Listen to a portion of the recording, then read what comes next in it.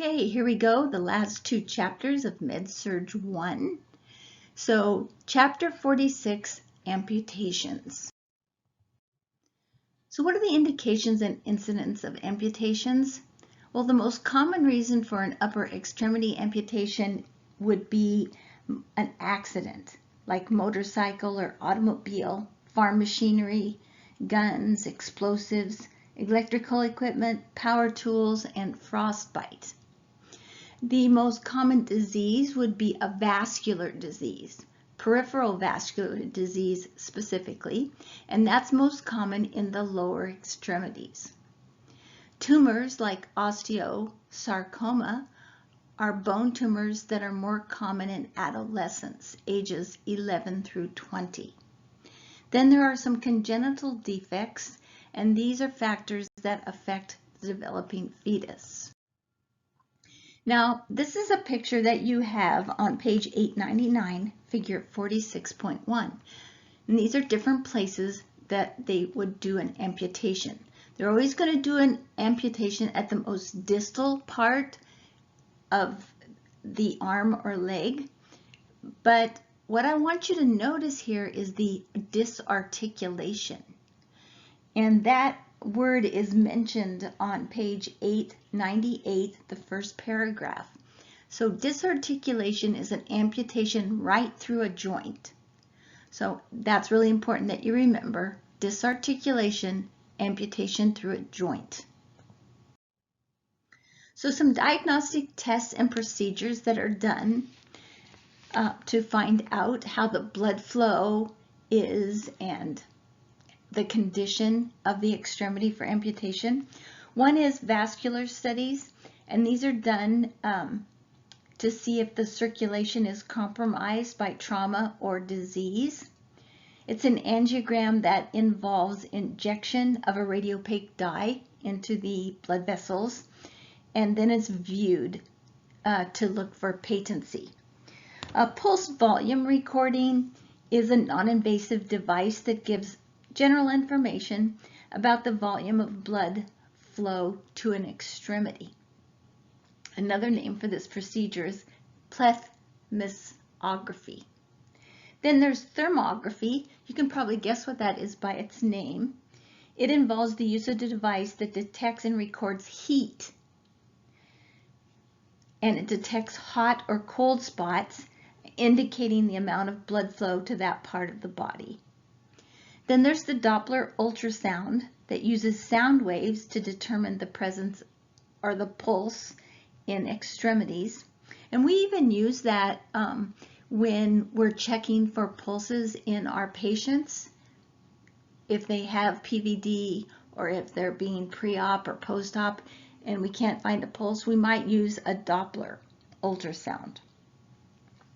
Then there's biopsy. And that's used for patients with tumors, and it can be done to find out if that tumor is malignant or benign. So what's the medical treatment? Must include appropriate treatment and control of underlying diseases or injuries. So we need to manage diet, medication, and exercise that help patients with diabetes and poor peripheral circulation. Because when you exercise, you know that it's going to increase the circulation to the extremities. So that's really good.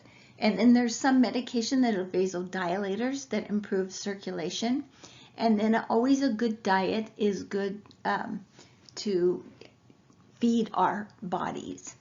And if peripheral vascular disease, the patient is encouraged to stop smoking. Why?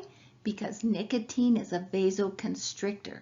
So that is constricting or restricting the blood flow to certain areas of the body, all the body, even the heart.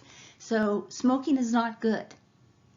I'm sure we've learned that so far in Med-Surg. A trauma patient may have to be stabilized to maintain normal heart rate and blood pressure prior to an amputation. So after a trauma, there's a lot that's going on with the patient. They may need some blood. They might need some volume to maintain their heart rate and blood pressure. and that's before surgery. So what are the surgical treatments?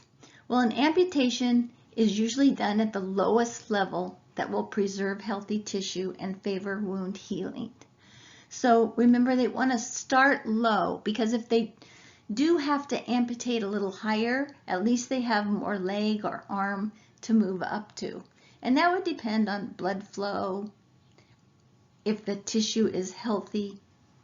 The surgeon usually chooses one of two procedures, depending on the condition of the extremity and the reason for the surgery. So one type of amputation is a closed amputation. And there they create a weight-bearing stump. And weight-bearing means the patient can stand on that or bear weight on the stump.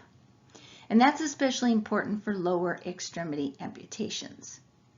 Then there's an open amputation where the severed bone or joint is left uncovered by a skin flap for about 5 to 10 days. And that's usually because maybe there's an infection, and especially after a car accident or some sort of dirty incident where the patient had to have an amputation.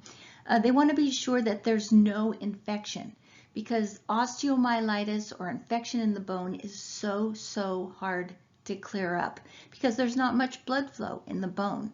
So it's hard for antibiotics to get there.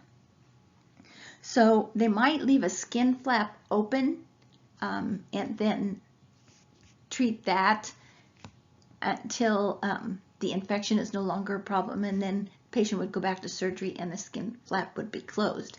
So remember, when there is a stump, they're always going to leave some sort of flap to cover the end of the area, because it covers the bone and it'll cover the skin, so there's nothing open.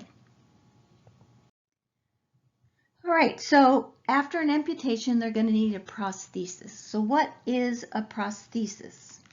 Well, a prosthesis is an artificial substitute for a missing body part. Boy, we've come a long way in prostheses. Now it's not just like a fake arm or a fake leg. Now they actually can move, and they can be electrically moved. They can be hooked up to nerves now, because thanks to the Iraq war and all the soldiers coming back with loss of limb, they've had to develop some prostheses pretty inventively, so that these patients or amputees can get more movement back in their legs. I mean, they've got prostheses for leg prosthesis, running, climbing, different types of legs and feet, so that they can do different activities. Even ballet dancers can have a prosthesis to dance on their toes. So it's pretty amazing. So a prosthetist creates and supervises the use of prosthesis. So it's a special person that's had special training. A limb prosthesis may be placed while the patient's still in the operating room, and that's called a rigid dressing prosthesis. So it's put on in the operating room. It's not that common that that would happen, because when they put that dressing on there, it's hard to check blood flow if they've got a prosthesis. But a rigid dressing is applied. That's really important to remember if they have it done while they're still in the operating room. With lower extremity amputations, older or debilitated patients, and infection, prosthesis fitting delayed until residual limb heals. So if a patient's old, debilitated, not in good health, or if they have an infection, it might delay the prosthesis fitting until that limb heals. In diabetics, it's really hard to heal a limb. I'm sure you're going to find in your clinical experiences that you're going to find an amputation. And you'll see how hard it is for diabetics to heal, because they've got all this sugar in their blood, and it will create the infection will get fed by the sugar, and it's hard to get healed, even with antibiotics. So the antibiotics are going to treat it about 8-10 weeks for IV, and maybe have to be an oral antibiotic. So they can usually bear full weight on a permanent prosthesis about 3 months after amputation. So what are some complications that would occur? Now this is on page 901, table 46.1. So the first one is hematoma or hemorrhage, and that's bleeding into the tissue in and around the residual limb because of inadequate hemostasis. So hemostasis meaning that they tried to cut off that blood supply to the blood vessel, and for some reason it did not hold, so it bled or made a hematoma. Next complication is necrosis, and that's tissue destruction and death because of an ongoing disease, and it requires surgical debridement or revision, and that's where they scrape away the dead tissue so that new tissue can grow. It may even, sorry, I jumped ahead to gangrene there for a minute. So wound dehiscence is the opening of the suture line because of early removal of sutures or trauma. Sometimes I had a patient one time who had an amputation, and he forgot that he had the amputation. And sometimes they do that because they forget that they had a limb removed because they still feel like they have the limb. And he got up out of bed and fell and broke open the sutures. And there was blood all over the place. But can you imagine? Now think, you're walking in and you're finding this patient on the floor, blood all over, their wound has opened up, and you've got to assess that situation and immediately then get to the patient. I remember the nurse telling me that it was really hard to get to the patient because there was so much blood, but throw some towels down, blankets down, and get to that patient, get them into the bed, and get that bleeding, stop some pressure on that bleeding. So that's dehiscence, it's opened up. Gangrene is the death of the tissue with inadequate blood supply, bacterial destruction of tissue, so maybe the bacteria has eaten the tissue. It requires reamputation. Edema is swelling and discomfort in the residual limb because of dependent position or incorrect wrapping. And that's kind of where we come in, because we have to be sure that the position is not dependent or hanging down, that it's up higher than the heart, so there's no edema. Also, incorrect wrapping. So we've got to learn how to wrap nice and smooth and tight, but not too tight. And so this would require elevation and rewrapping. Contracture is a flexion of a joint with loss of range of motion because of prolonged elevation. So when I say elevate the leg or arm for edema purposes to decrease the edema, we don't want to leave it there too long and not do a range of motion, because then they're going to get a contracture, and we don't want that to happen either. So frequent position changes and range of motion is important to prevent contractures. Then there's pain, and it can be extreme pain, sharp at the incision site because of scar formation, and there's also nerve fibers there. It may require surgical treatment. Infection, you'll find redness, warmth, swelling, and maybe a drainage or exudate at the residual limb site. And that's because of invasion of pathogens. It gets infected, whether it be from the actual surgery itself, from the injury, or it could be hospital acquired. Maybe someone didn't change a dressing in a very aseptic way. And then there's the phantom limb This is a big deal with amputation. So phantom limb sensation is where the patient experiences sensations like tingling, numbness, itching, warm or cold, as if the limb were still there. And it's caused by stimulation along a nerve pathway in which sensory endings were in the amputated part. And then there's phantom limb pain. The pain is experienced by the patient as if the limb were still present. And this happens very, very frequently. As I was describing the gentleman who forgot that he had an amputation. He had phantom limb pain. He had phantom limb syndrome, where he thought there was a limb there, but there wasn't. It's more common when patient had pain in the limb before amputation. Pain may be enhanced by anxiety and depression, which is common after an amputation. It usually diminishes over time, but it may become chronic, and it's definitely anxiety provoking. The patient gets very insistent that there is a limb there. I've heard of nurses showing them with a mirror that they have lost their limb, and then they can feel like a grief, a loss. Then they go through another change where they suffer a loss, and that causes anxiety and depression. So let's try a question. So which of the following diseases is not known to cause impaired circulation and therefore a potential amputation? So arterial sclerosis, diabetes mellitus, peripheral vascular disease, or Peyronie disease. So I'll give you a minute to think about it.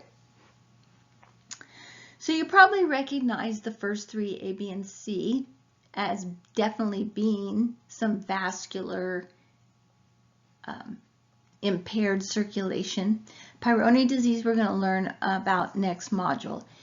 It's a sexual related disease.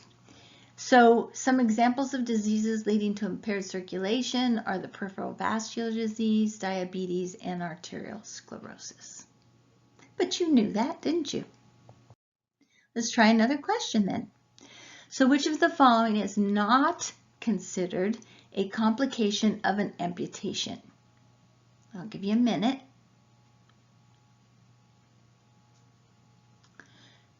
So what is not a complication of an amputation is heart failure.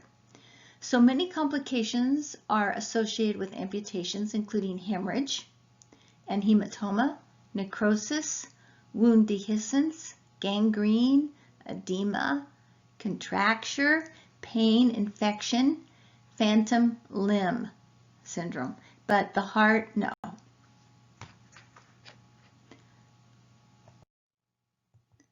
All right, what's some pre-op nursing care for the patient going to have an amputation?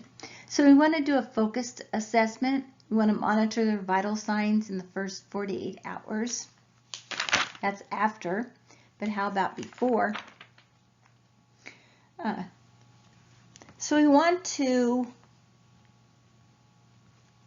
definitely do their vital signs because we want to have pre-op and post-op vital signs to compare. We also have some interventions that we have to do pre-op, and that's anxiety. The patient's going to be very anxious about losing a limb. The patient needs time to prepare psychologically and emotionally, and they may ask a lot of questions, and you need to have patience, and you need to know and understand their feeling of anxiety. Also, they might feel grief. It's an anticipatory grief of what they're going to lose, and then they're going to mourn that loss. And it takes a lot of talking, so you need to be patient and listen to their feelings. Therapeutic listening. So some post-op nursing care. Here we go in our focused assessment. We want to do vital signs in the first 48 hours and check those with the pre-op vital signs. We want to detect any early signs of problems. Is their blood pressure lower? Is their heart rate higher? How's their temperature? We want to inspect the dressing frequently for bleeding and monitor the oozing. Now, what I like to do, and it says in the book too, is to outline the drainage. So that way you can monitor, is it getting bigger? Is it getting redder? Is the color changing? And what is the color? So these are things you want to document. Also, if there's a drain in place, you want to measure the amount and the color. Document the color. Monitor the patient's temperature for any elevations, any foul odor. After the dressing's removed, inspect the stump for edema and be sure you document the patient's pain level, their type, location, severity, and response to the treatment. So that's a good focused assessment. So your interventions begin on page 902. So the first one is inadequate circulation. So there is a risk of hemorrhage post-op. So we want to monitor again that drainage on the dressing.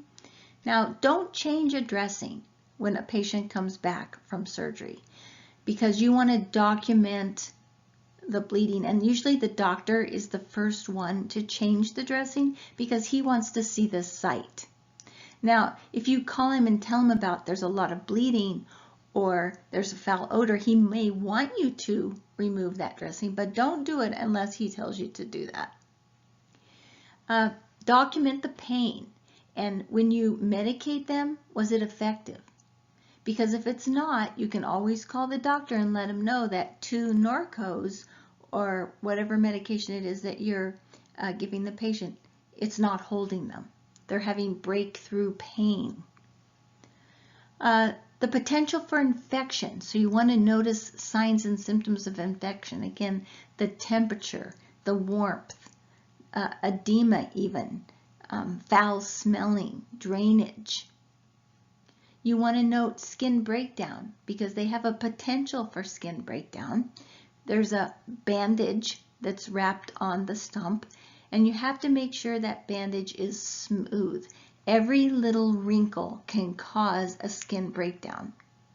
And you want to elevate that extremity on a pillow. But as was noted earlier in the slides, you want to release that elevation from time to time so they don't get that restriction or that lack of range of motion. We want to do a range of motion of the extremity. Knowledge deficit. So they may not, if you didn't tell them or if the doctor didn't tell them or if there wasn't time even to let them know that they were going to have a phantom limb pain. They'll be quite shocked because they'll think that they have a limb, but they don't. They have feelings that there's a limb there, there's pain there, there's tingling there, they might feel cold or heat there. So you're going to have to let them know that there is no limb there. The potential for injury, the patient must learn to balance with a lost extremity. So they're going to have to learn to re-equilibrate their body. Impaired mobility, so we want to prevent contractures. So we can put a pillow to decrease edema on an arm or a leg, but we want to also take that pillow away to prevent contractures, and we also want to do our range of motion. So they might have an inability to tolerate activity, especially if this amputation was done post-accident. They might have lost a lot of blood, so they're going to be fluid volume deficient and weak after surgery and after loss of blood and after an accident.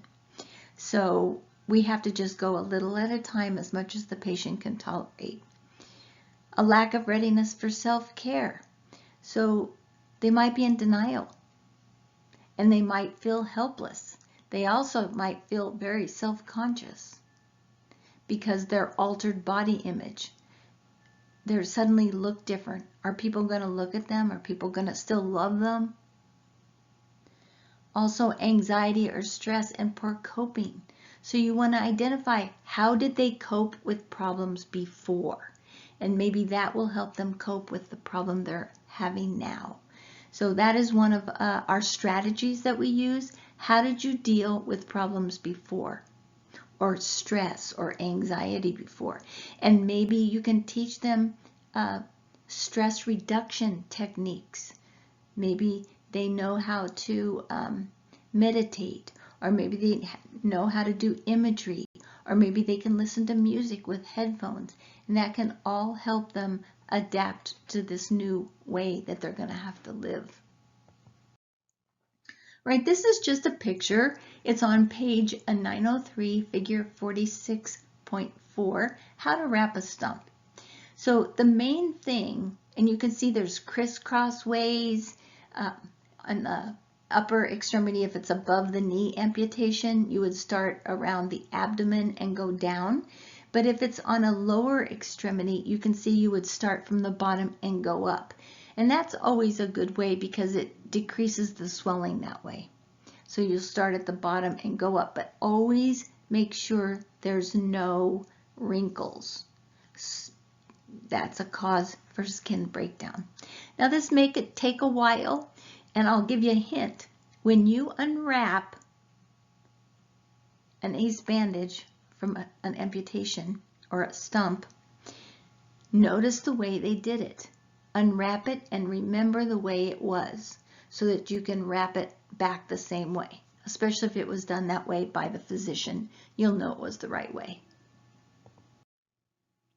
So what are some cultural considerations? So I put that in here because it's pretty important for you to remember.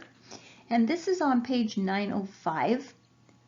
What does culture have to do with amputations? Well, a lot. Because sometimes values are related to the body appearance, how you look, how you function, and your independence is really important, and it's also culturally influenced. Now, this goes along with a male, the head of the household, the man who earns their living, might now have to deal with he can't do what he did before. But remember from our first few chapters that whatever the job was that the patient had before, if they are still able to do something at that job, that the job has to adapt to the patient, has to make things adaptable. If it's a wheelchair, they have to make it wheelchair accessible. If they don't have one arm, they have to make the typewriter, or maybe they need to verbally be able to dictate. So that's one of the things about returning to work after an accident. The workplace has to adapt to you. So also, it may affect the reaction to amputation. So some cultures look down on you not being a whole person. Another thing is religious beliefs. So some religious beliefs require disposal of the amputated body part by burial or cremation. Important to remember about Orthodox Jews. They require that all body parts be buried. Now, they do not embalm, so those body parts need to be buried as soon as possible. So that's something to keep in mind about an Orthodox Jew. Very important to remember. Now, the older adult amputee is another problem. They may have needs that should be taken into consideration when planning and providing care. They're completely capable of learning, but remember, the older mind a lot of times has lost its memory, especially for if you give it a lot of information. So you want to do smaller units of information, and you might need to repeat yourself many times for them to learn and understand. But that's okay, because that's what we do, and that's what we know we have to do. So during the teaching process, patients might need their glasses or hearing aids, so we have to make sure that they have those if that's what they need. Remind them that phantom sensations are not uncommon or bizarre, and this can reduce their fear or anxiety of these sensations. They may think, well, this is weird. I shouldn't be having this. I don't have a leg. Why am I having this? And it leads to anxiety. So they need to know that it's totally normal. Maybe some medication can be prescribed by the physician for this. Also, many older adults have other chronic health problems. The diabetic, the heart failure, the renal patient. So they have to deal with not only their amputation, but also their other health problems. Nutrition is essential for healing, so remember vitamin C is important for healing. They want to be on a good diet. Zinc is important. So the dietitian may need to get involved to be sure that this patient eats. And if they have to have 5 small feedings, then that's what we need to provide for them so that they can get the correct nutrition. Also remember that the loss of a limb can be especially difficult. It's important to provide psychological support. That seems to be a common theme, doesn't it? A loss of limb is difficult. So we need to be very supportive. All right, how about replantation? So what does that mean? That means that there was an amputation that took place, but I'm going to tell you a story. This will make it a little clearer.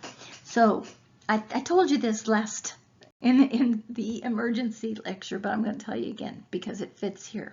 So my little niece, she couldn't jump from into the front door, right? And she had to put her fingers on each side of the doorway to enter the door.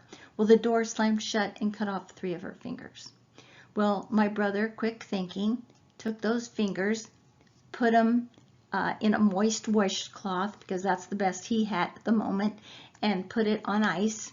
We don't want those fingers or whatever was amputated to be directly on ice. So remember, wrap them in moist saline. If you have that, that would be great. You wrap those and you can put it on ice and get to the hospital as soon as possible so they can be replanted or reimplanted, or reattached would be another good word for that. So what are some nursing care after replantation surgery? So we want to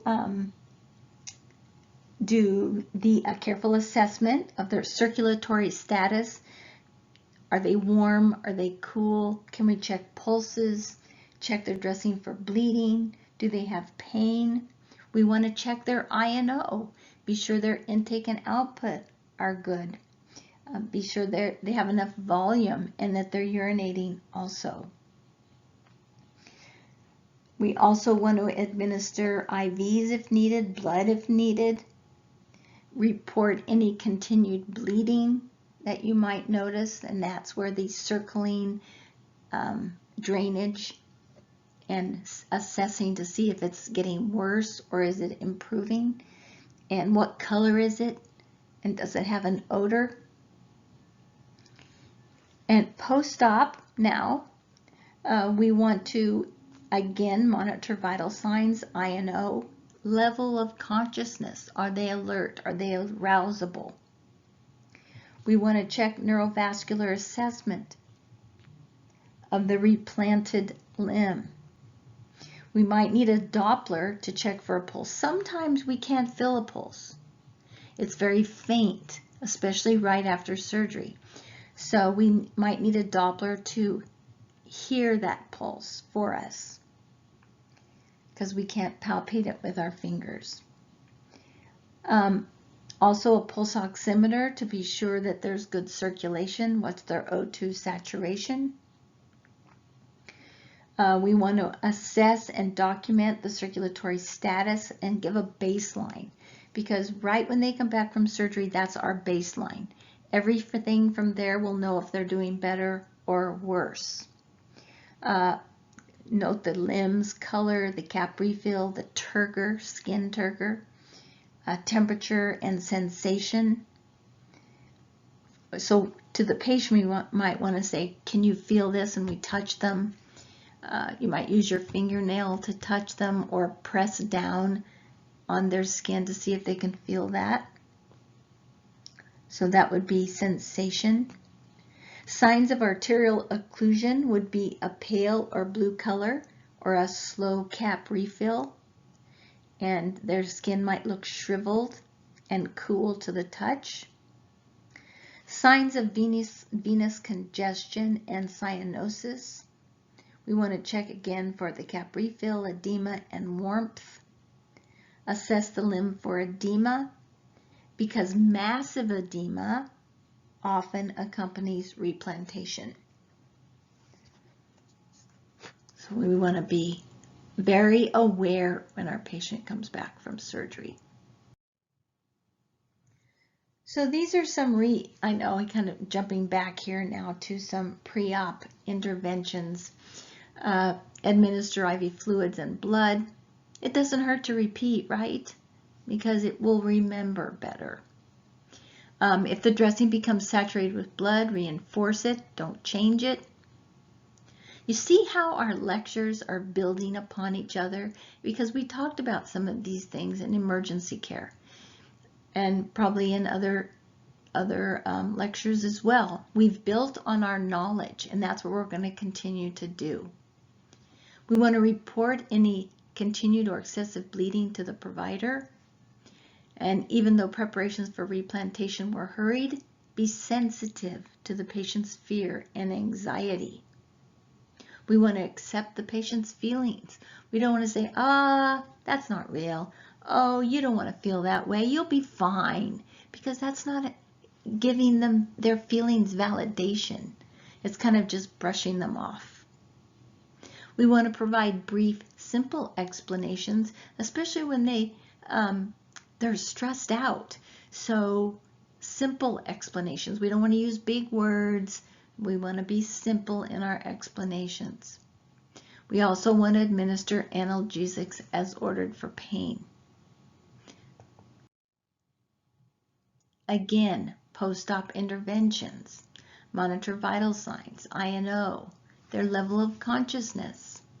We might want to do hourly neurovascular assessments of the limb, and that would be checking for perfusion. We want to check warmth. We want to check pulses. We want to check touch. We might need a Doppler or a pulse oximeter to evaluate the circulation in the limb on the replantation to be sure that they're getting good blood flow to that new limb.